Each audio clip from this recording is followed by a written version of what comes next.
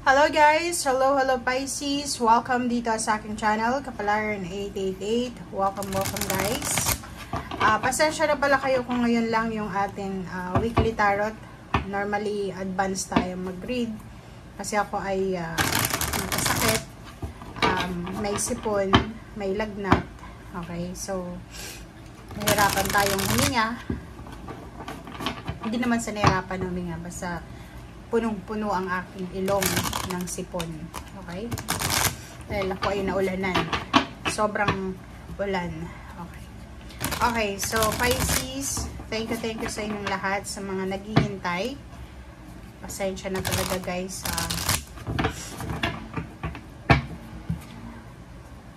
Okay. First card natin is the Chariot, number 7, Pisces. Determination and self-control, career advancement, acknowledgement of success by others. So, yung first card mo dito, Pisces, ay nagsasabi sa'yo na yung pagiging determinado, pagiging masipag, pagkakaroon ng control sa sarili, ay posibleng yan ang magdadala sa'yo ng advancement. Hindi lang sa career, hindi lang sa business, kundi sa pagkatao mo. Diba? Yung mindset natin. Etong barahang ito is number 7. So, lahat ng Pisces or lahat ng zodiac signs, marami kayong mga pangarap sa buhay.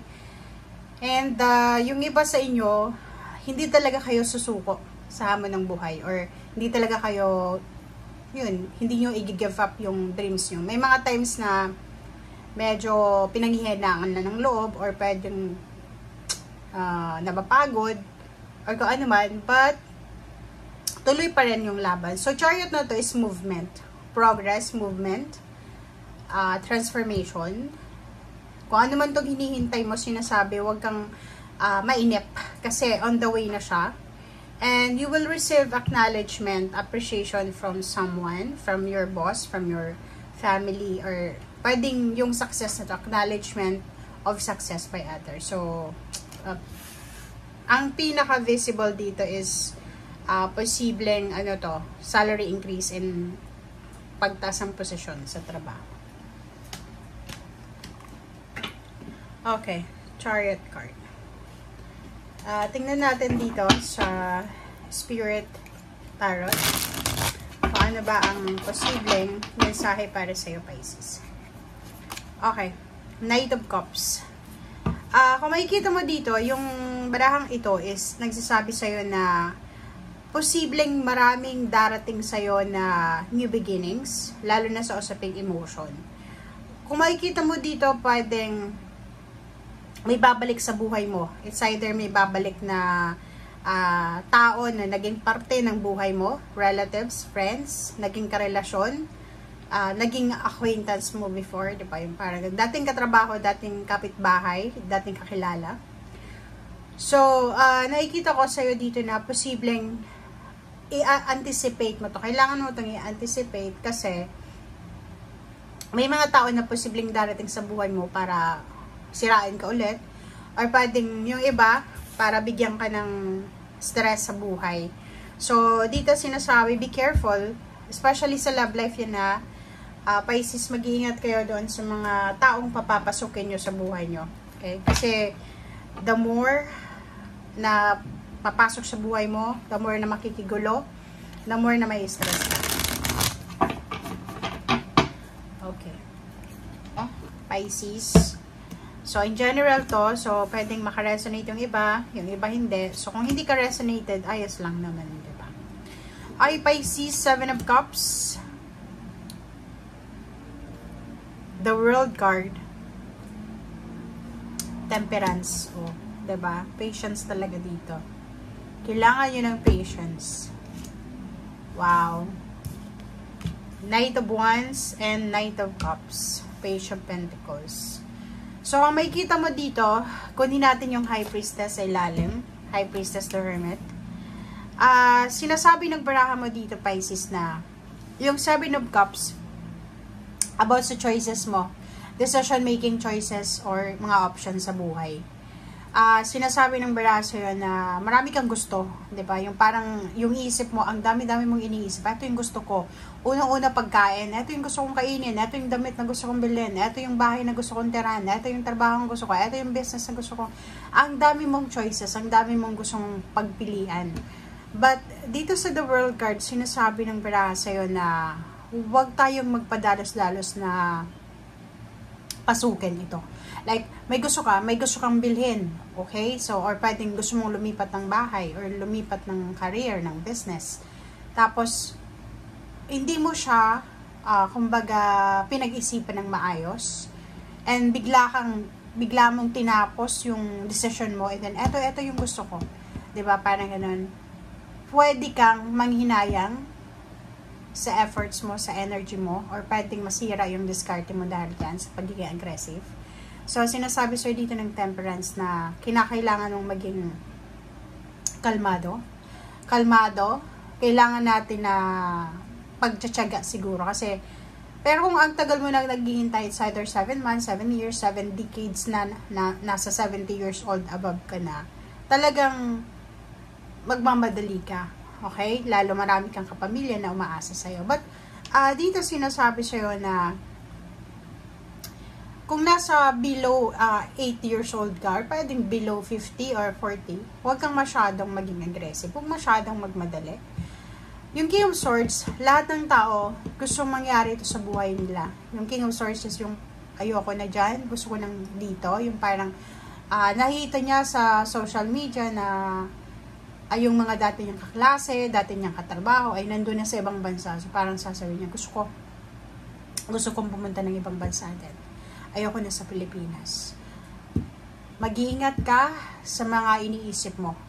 Okay? Kasi minsan, yung masyado tayong nakafocus sa mga pinupost ng mga kakilala natin sa social media, naapektuhan na yon, apektado niyan yung pamumuhay natin sa araw-araw, na parang kino-compare mo na yung buhay mo sa kanya. Dito sinasabi sa'yo na ayos lang kung napag-iwanan ka sa ngayon. Ayos lang kung halimbawa wala kang ginagawa, idle ka ngayon. Okay? Nakatambay. Okay? Ayos lang kung hindi ka pa na-promote. 'Di ba? Kasi, yung Page of Pentacles is all about future yan. Yung future na yan is nagsasabi sa'yo na darating siya. 'Di ba? So, darating yung Page of Pentacles na yan. But, sa ngayon, kailangan mo muna ng sobrang pasensya.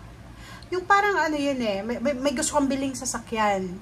Pero, yung funds mo, yung pera mo, sa bangko, hindi pa talaga pwedeng pang sasakyan siya.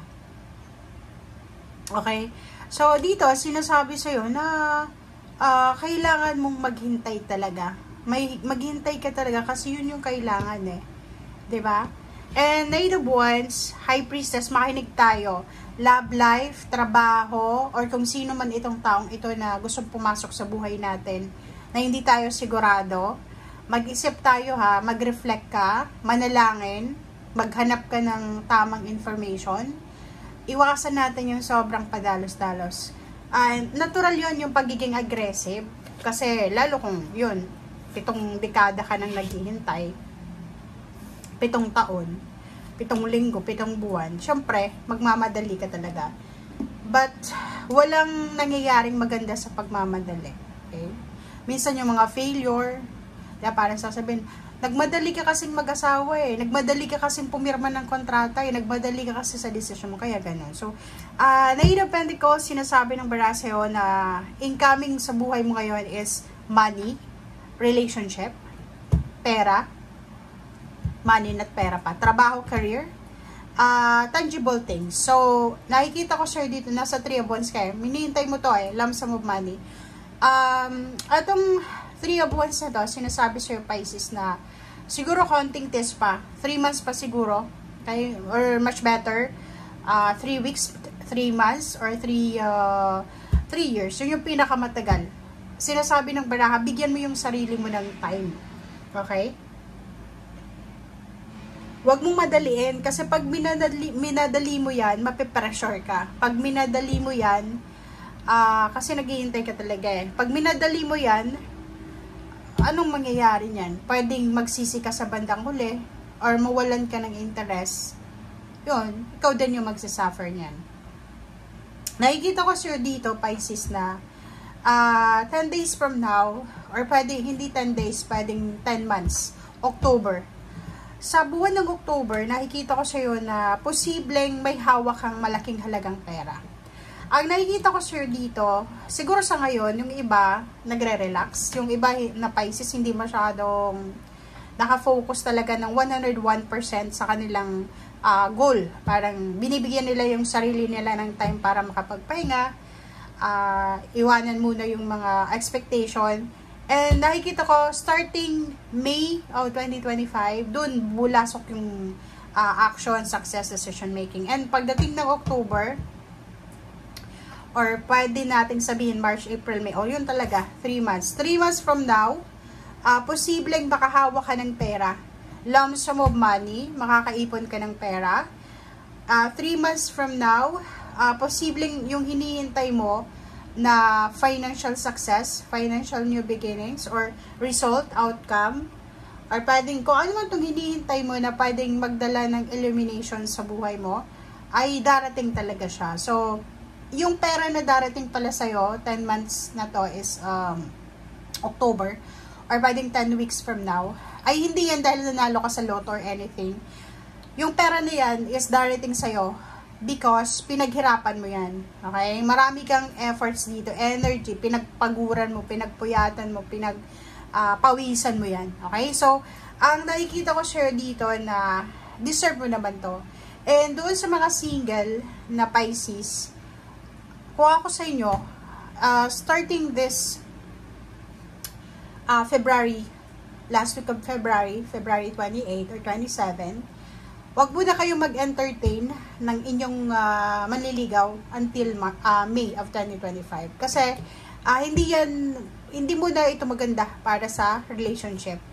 Sa trabaho, hanapin mo muna, bago ka mag-sign ng contract, hanapin mo muna yung talagang resonated sa kakayahan mo, sa kung ano yung skills mo, para hindi ka magsisi sa bandang huli. Okay? Thank you guys. Bye!